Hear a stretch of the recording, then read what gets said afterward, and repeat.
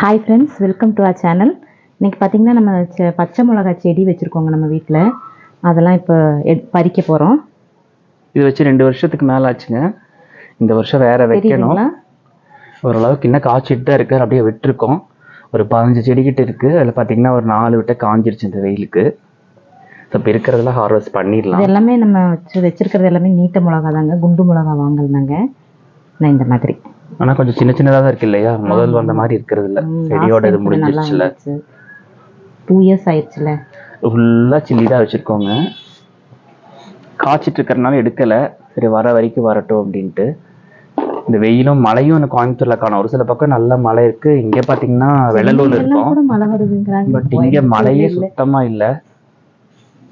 நான் எடுக்கட்டா? ஐயோ, செடியே விழுந்துருச்சு. செடியெல்லாம் பிக்கக்கூடாது. ஓரளவுக்கு இருக்கும்னு நினைக்கிறேன். ஒரு 20-30 வரும்னு நினைக்கிறேங்க. சின்னதாக இருக்கிறதெல்லாம் விட்டுறேன் நான். இருக்கும் பெருசாக இருக்கிறத மட்டும் பறிச்சுக்கலாம். அதுக்கு கீழே கூட ஒன்று இருக்கு. நானும் செடியை தான் அதை எடுக்கும்போது அப்படிதான் வந்துடும். சிசரில் தான் இருக்கணும்.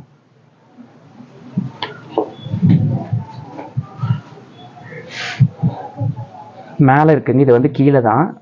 டெரஸில் தக்காளி அதெல்லாம் இருக்குது. பச்சை மிளகாய் மட்டும் இங்கே வச்சுருக்கோம். எடுத்துட்டு அது பக்கத்துலேயே ஒன்று இருக்குது.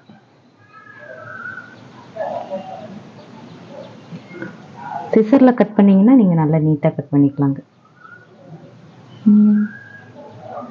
அது செடியோட லைஃப் முடிஞ்சு போதும் இல்லைங்களா? ஏன்னா இந்த குட்டி குட்டியாக இருக்குது. இங்கே இருக்கு பாரு, பெருசு. கண்ணு தெரியலையோ?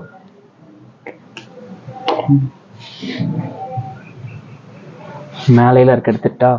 அது எனக்கு எட்ட மாட்டேங்குது. நீங்க எடுத்துங்க.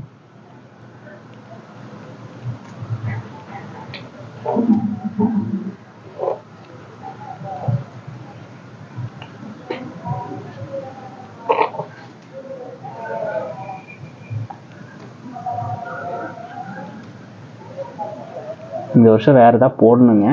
இருக்கிறதெல்லாம் எடுத்துடலாம். பாருங்க, அங்க ஒண்ணு இருக்கு. அது சின்னதா பெருசா இங்க பறிச்சிடலாமா? இந்த பறிச்சிடலாமா? பறிச்சிடலாம். இங்க இருக்கு. ஏன்னா வந்துட்டு இருக்கிறனால கட் பண்றதுக்கு மனசு இல்லை. சரி, வர வரைக்கும் வரட்டும் அப்படின்ட்டு.